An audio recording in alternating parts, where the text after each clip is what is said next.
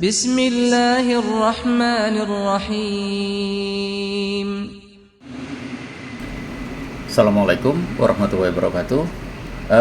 Donatur Lembaga Amal Mujahidin yang kami hormati, pada hari ini memang kami sengaja datang ke SMA Mujahidin untuk melihat pembelajaran secara dekat, karena siswa dari SMA Mujahidin adalah bagian siswa. Ada beberapa siswa yang sudah kami bantu, dibantu oleh Lembaga Amal Mujahidin, dan pada hari ini kita akan berbincang dengan kepala sekolah. Tetapi juga sebelum itu kita akan melihat ruangan di SMA Mujahidin. Seperti apa ruangannya? Kita lihat. Dan kita sekarang sudah di kampus SMA Mujahidin. Dan yang Anda lihat di sini lebih baik SMA Mujahidin. Nah, di sini itu adalah ruang dari kepala sekolahnya. Oke, kita akan berjalan naik menuju ke SMA Mujahidin. Kita lihat sudah bahwasannya prokes memang dilaksanakan di SMA Mujahidin untuk tanggap COVID ya. Dan sementara kita akan berjalan menuju ke lorong SMA Mujahidin. Kita lihat setiap kelas memang ada tempat untuk cuci tangan sebagaimana yang dianjurkan oleh pemerintah untuk menghindari penularan COVID ya. Dan kita lihat di sini betapa bersihnya, betapa asrinya SMA Mujahidin Surabaya. Dan kita berjalan ke lorong. SMA Mujahidin adalah salah satu SMA yang dibantu oleh Lembaga Amal Mujahidin untuk siswa-siswa yang kurang mampu. Ada yang dibantu 100% dan ada yang dibantu 50% menurut kemampuan dari orang tuanya.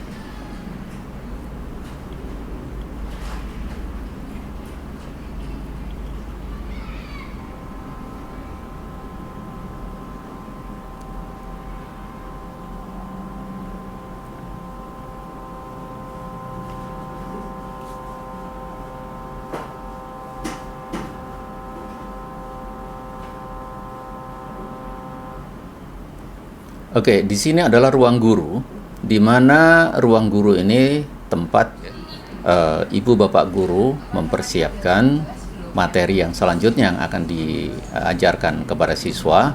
Dan di sini juga adalah tempat untuk memberikan bimbingan secara online. Oke, kalau itu juga ya, bab 3 ya, kita bahas yang Memang pada saat ini sudah dilaksanakan bimbingan kepada siswa secara online maupun secara offline. Walaupun masih separuh yang masuk dan juga separuh dengan jalan tetap pendidikan yang ada di rumah. Ya Pak, sudah dibuka Pak yang bab 3 Pak.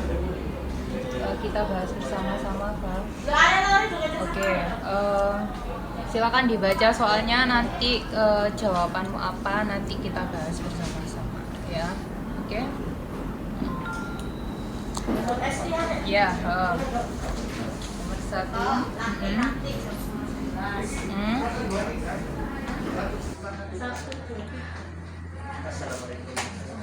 Di sebelah kalau membayar utang.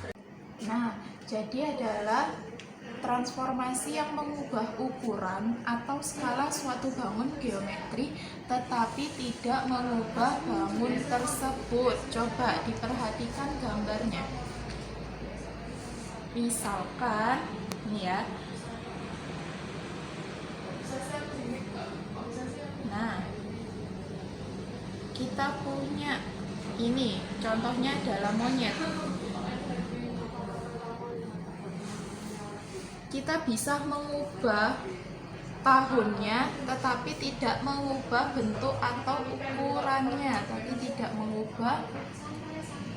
Kita masuk dalam fungsi komposisi. Fungsi komposisi nanti pakai 0 di tengah-tengah, dinamakan sebagai bundaran. Oke, baik, sekarang kita masuk di pendidikan secara offline.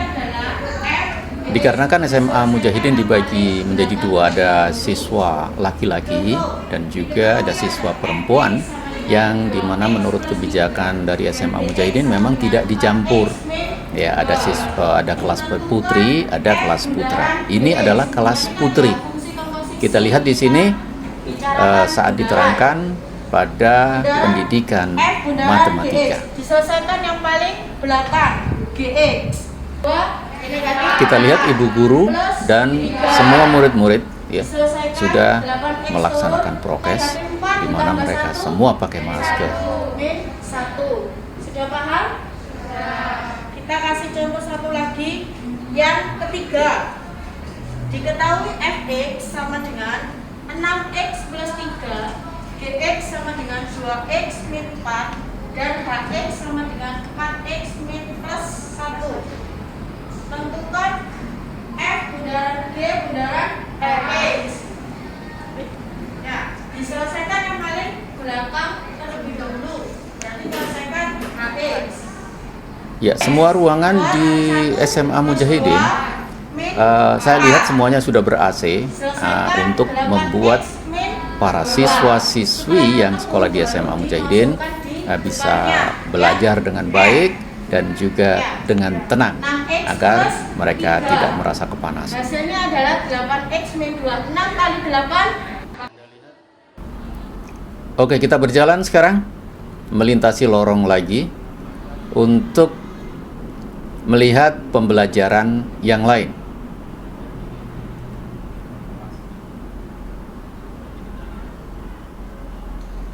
Assalamualaikum warahmatullahi wabarakatuh. Waalaikumsalam warahmatullahi wabarakatuh. Kita hari ini akan belajar entrepreneur. Di mana pendidikan SMA Mujahidin itu adalah sekolah SMA Mujahidin Entrepreneur. Maka di sini kita lihat bagaimana pembelajaran entrepreneur. Presentasikan kepada kalian contoh proposal franchise di mana sekolah kita, ya kan? Sekolah kita adalah sekolah entrepreneur. Makanya kalian harus tahu apa itu franchise, gitu ya. Jadi kalian nanti kalau sudah setiap Jumat, ini adalah sosok dari guru yang mengajarkan entrepreneur agar mereka setelah lulus dari Mujahidin mereka bisa bekerja langsung bagi mereka yang memutuskan untuk tidak melanjutkan kuliah. Dibekali dengan entrepreneur, bagaimana mereka bisa berjualan atau melakukan pekerjaan setelah lulus SMA. Bagi mereka yang memutuskan untuk sekolah, memang ada bimbingan yang lain agar mereka bisa segera memutuskan untuk kuliah, melanjutkan jenjang pendidikan yang lebih tinggi. Jelaskan tentang proposal franchise. Salah satu contoh dari proposal franchise adalah Nyoklat Super. Di bagian sini kita bisa memberikan gambar yang terlihat jelas dan cukup untuk memikat para investor. Di bagian sini kita bisa menambahkan kata-kata yang berupa kalimat-kalimat yang bisa membuat orang-orang tertarik. Contohnya, minuman kami dibuat dengan bahan berkualitas tersendiri yang membuat rasanya berbeda dari yang lain.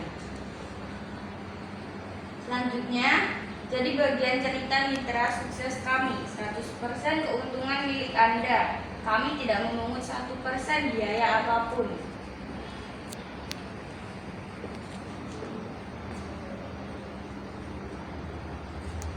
Selanjutnya, berbagi keceriaan dengan segelas Nyoklat Super.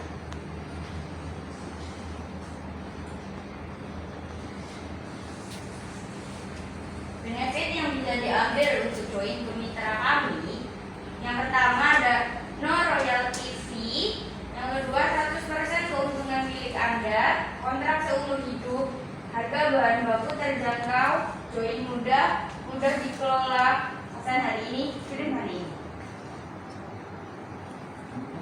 Demikian presentasi dari saya, kurang lebihnya mohon dimaafkan. Wassalamualaikum warahmatullahi wabarakatuh. Oke, anak-anak ya, kita sudah mendapatkan presentasi dari Mas Sita ya. bagaimana kita membuat proposal franchise itu yang akan kita mintakan. Kita akan buat proposal itu, kemudian kita cari investor. Oke, baik, sekarang kita ke tempat konseling di SMA Mujahidin Surabaya. Katanya ada yang lagi konseling ya dengan guru BK. Kita lihat pada saat ini. Baik, teman-teman Lembaga Amal Mujahidin, ini adalah ruang konseling untuk BK di SMA Mujahidin. Kita lihat konseling mereka. Jadi gimana? Saya habis ini rencana setelah lulus sekolah rencananya mau kuliah, tapi saya masih bingung Bu. Takutnya kemampuan saya ini sekiranya masih belum mumpuni gitu. Tapi saya juga ada niatan ingin masuk kuliah negeri itu sekiranya untuk menumbuhkan semangat itu gimana sih Bu, kayak istilahnya tuh niat belajar gitu. Buat saya kan sudah beli buku SPM, cuman karena saya masih belum, istilahnya masih malas atau masih kurang ada semangat gitu buat bukunya gitu. Kira-kira gimana Bu? Jadi kamu nanti selanjutnya itu mau coba jalur SBMPTN? Ya, karena kan dibilang ibu saya jangan bergantung ke SNM kan, karena SNM kan misalnya peluangnya kecil. Ini saya disuruh belajar SPM, cuman saya masih kurang ada niat gitu Bu. Padahal buku sudah ada di depan mata saya gitu. Jadi kamu tanya untuk gimana memotivasi dirimu sendiri kalau pas lagi males gitu ya anggapannya. Ya kalau menurut Komari, kamu ingat-ingat lagi apa kayak tujuan kamu habis ini tuh apa gitu. Sedangkan waktu tetap berjalan kan. Nah, kita jangan sampai terlena leha-leha untuk akhirnya nanti pas waktunya dekat merasa berat tuh apa ya aku kok nggak belajar dari kemarin, padahal kemarin kan waktunya sudah panjang anggapannya. Ya kan kelas 12 ini kan sampai semester 1 aja ya. Nanti kan semester 2 itu sudah mulai sibuk untuk pendaftaran ke jenjang selanjutnya, yaitu kuliah atau konsul untuk yang mau kerja atau yang mau kursus gitu kan. Nah, kamu ingat-ingat lagi aja. Kita capek itu wajar ya, cuma kalau pas capek itu jangan dimanjakan. Jadi pas capek ya istirahat, paling enggak kamu kasih waktu 1 atau 2 jam. Setelah itu kamu niatkan, bismillah saya mau lanjut ikut SBMPTN. Maka kalau saya ingin lanjut SBMPTN, saya harus belajar untuk latihan soal-soalnya itu gitu. Jadi nanti ada persiapan gitu dari kamu ya. Terus ini saya juga sering ditanyain mau masuk jurusan mana, mau jurusan apa. Cuman saya bingung gitu Bu, saya masih belum menentukan mau masuk jurusan mana gitu. Dan kira-kira saya bahkan sampai dimarahi ibu saya, kamu tuh gimana sih udah kelas 12 tapi masih belum tahu jurusan mana gitu loh. Saya bahkan bikin bingung gitu, hobi saya itu apa, minat saya itu apa gitu. Kalau dari pelajaran gitu